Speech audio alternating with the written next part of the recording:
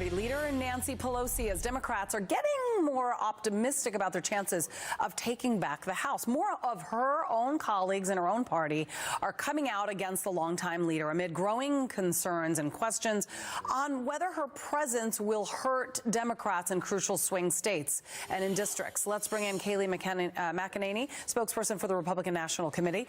This is a problem for Nancy Pelosi. It's not an old problem, to her. It's something that's been going on for quite some time. When Democrats are concerned that there's no real leadership in their party and they're not even in the majority, what does that say for the midterms? It says that they're not only messageless, but they're leaderless. And you're exactly right to say that this is a problem that's been going on for some time.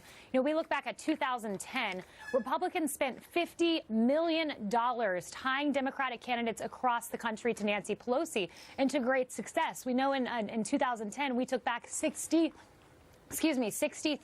House seats. So that's a very big deal. Nancy Pelosi is a huge problem for Democrats. That's why you see, Julie, more than 20 Democratic candidates across the country running against Nancy Pelosi, essentially saying we don't want her to be Speaker of the House.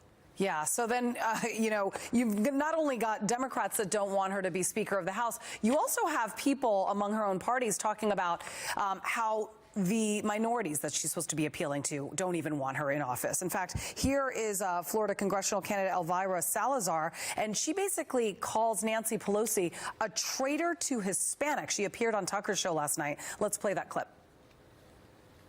In 1996, President Clinton signed something called the Immigration Reform Law, which gave the legal framework for President Trump to be separating families. So let me just start with those two facts. That's why President Obama and Nancy Pelosi are traitors to Hispanics. There are more than 20 Democratic candidates right now that are actively running against her. When does Nancy Pelosi finally get the message? I think by the end of this term, she'll probably make a run for the minority position. I do think we'll keep the House, and I don't think she'll have much success at that point, because this is a party that has gone so far left. They're embracing socialism. Nancy Pelosi is a relic of the Democratic Party past. And Julie, the problem, you cite those 20 candidates, it's even in her own home state. The San Jose Mercury News took a survey of California Democrats, so far left California Democrats, and of the 34 candidates running, only 2 were willing to say they support Nancy Pelosi. She is absolutely toxic. We will be using her and deploying her across the country in favor of Republican candidates. I love how she likes to call out back when President Trump's approval rating wasn't as strong as it is today, when she has an abysmal 29% approval rating herself.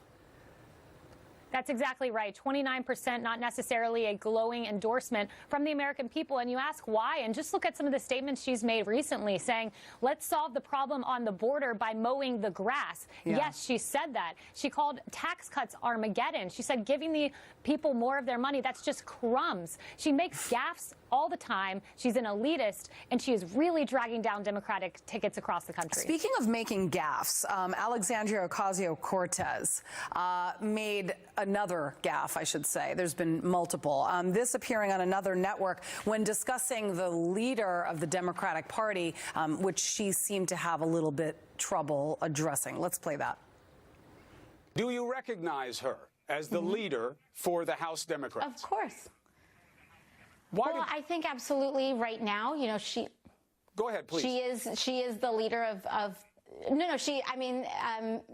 Speaker, or rather Leader Pelosi. Hopefully, we'll see. She is the current leader of the party, and I think that the party absolutely does have its leadership in the House. We have our leadership in the Senate as well. So she ultimately corrected her there. I mean, I guess she's thinking, is she the leader of the party, as in that she's the most well-recognized, or is she actually the leader in the House, which, as we know, she's not. She's a minority leader. But nonetheless, I mean, to hear from her coming out, which, by the way, Fox has invited her on. We've invited her on this program countless times. I've reached out personally to her team and her media team. They don't feel like we'd be fair to her. I've assured them we would be. She doesn't want to come on, so she's very selective as to who she speaks to. And then when she does appear on another network, she says things like that. Yeah, surprise, surprise, a Democrat trying to have it both ways, as we saw with Ocasio-Cortez.